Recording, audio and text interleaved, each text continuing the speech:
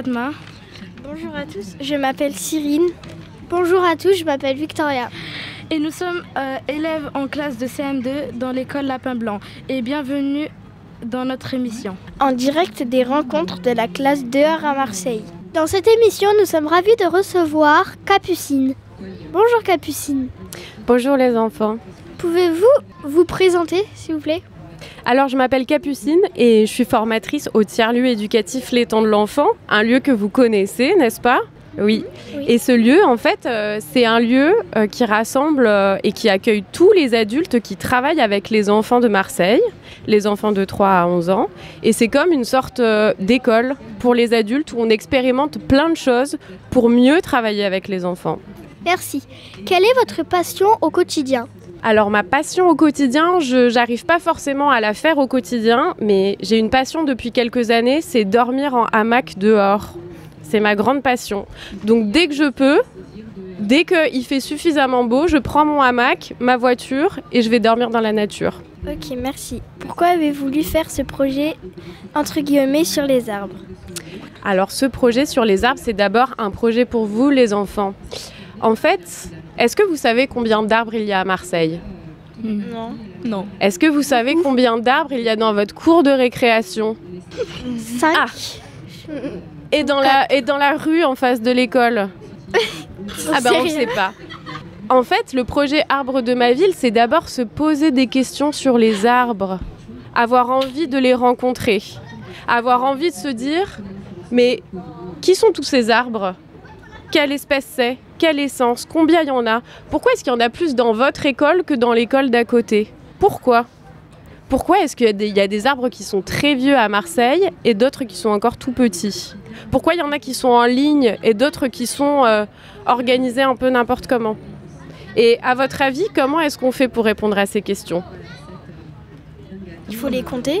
Eh ouais, c'est exactement ça, il faut les compter.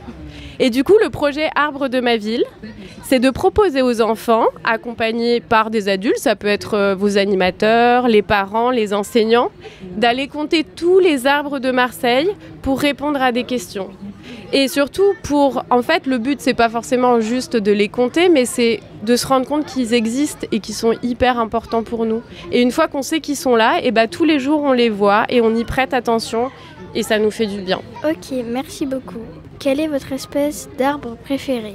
Mon essence préférée, c'est le marronnier, parce que quand j'étais petite, dans ma maison, j'avais la chance d'avoir un très très très grand marronnier qui a plusieurs dizaines et dizaines d'années. Et c'est un arbre auquel je tiens beaucoup parce que je l'ai vu à toutes les saisons.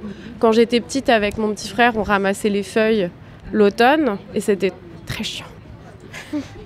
Mais en même temps, il donnait des fruits pleins de marrons, donc c'est un arbre que je chéris beaucoup. Quel était votre métier de rêve en étant enfant ? Quand j'étais enfant, j'ai voulu faire beaucoup de métiers, acrobate, trapéziste à un moment donné, mais je crois que le métier que j'ai le plus eu envie de faire, c'était fermière, pour avoir plein de poussins. Vous habitiez une maison pour avoir un marronnier ? Oui, j'habitais une maison en région parisienne, en Île-de-France. Et j'avais un tout petit jardin, juste à côté d'une grande gare. Donc cet arbre, c'était aussi un poumon dans tout le quartier parce que c'était pas très vert. Qu'est-ce qu'il est devenu, ce marronnier ? Il est toujours en vie. Cette maison, elle a failli se faire raser il n'y a pas très longtemps. C'est un sujet qui me touche beaucoup parce que quand j'étais adolescente, la maison, elle a failli se faire raser et j'ai demandé à mes parents, vraiment, je leur disais, en fait, c'est pas tant raser la maison, c'est juste que cet arbre, on peut pas le couper, on n'a pas le droit de le couper. Quel est votre animal préféré ? J'aime bien les singes. Ouais, j'aime bien les capucins.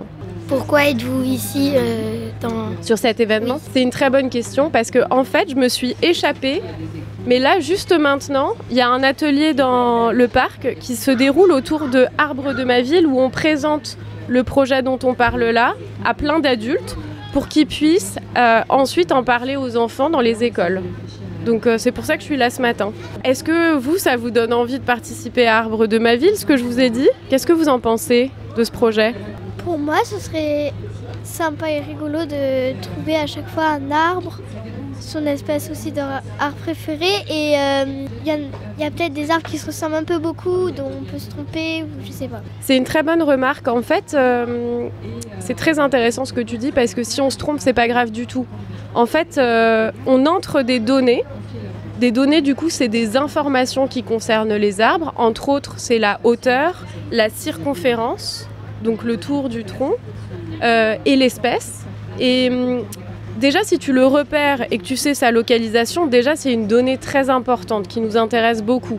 Après, si tu sais pas exactement quelle essence c'est, etc., le but, justement, c'est de chercher. Et en fait, si tu te trompes, c'est pas grave, ça sera entré sur la carte.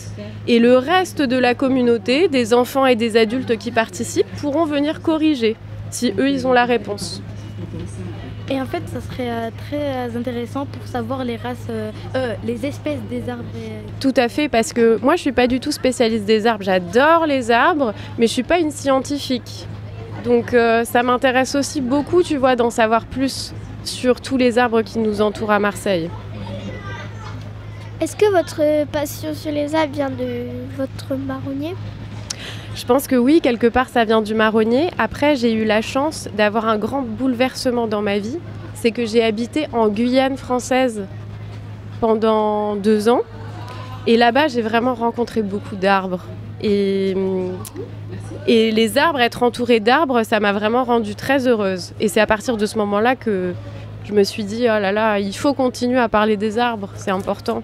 Est-ce que vous allez souvent revoir ce marronnier ou comme il est dans une maison, vous pouvez pas y aller ? Mes parents sont en train de vendre cette maison, alors je peux encore aller le voir pour l'instant, il faut que j'en profite, t'as raison. Hein. Merci à notre invitée Capucine d'avoir répondu à nos questions. À bientôt pour une nouvelle émission, en direct des rencontres de la classe d'heure. Merci Capucine.